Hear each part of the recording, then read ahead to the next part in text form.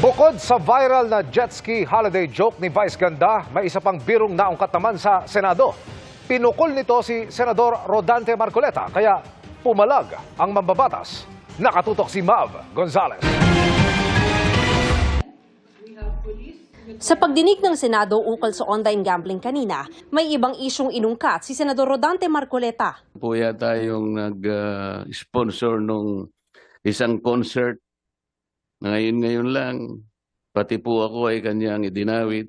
Bigla ba niya naman sinabi, tingnan niyo yung mukha ni Marcoleta kung matatawa kayo. Napakawalang hiya nung tao na yun, Mr. Chair. Ayaw ko na pong patuksin siya. Bagamat wala siyang pinangalanan, nag-viral online ang mga video ni Vice Ganda na nag-joke ukol sa senador.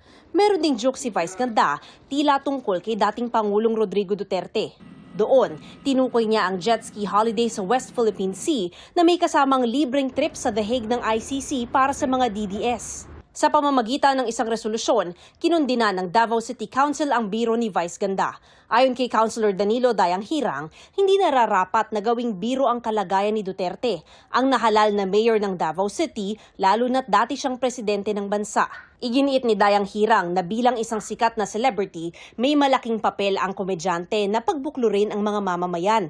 Pero salungat daw ang nangyari matapos ang nasabing biro. Sabi naman ng Davao City Council, wala itong panahong ideklara pang persona non grata si Vice Ganda. Masyado raw itong mababaw at hindi karapat-dapat pagtuunan ng atensyon. Kinukunan pa namin ng panig si Vice Ganda. Para sa GMA Integrated News, Mav Gonzalez, nakatutok, 24 oras.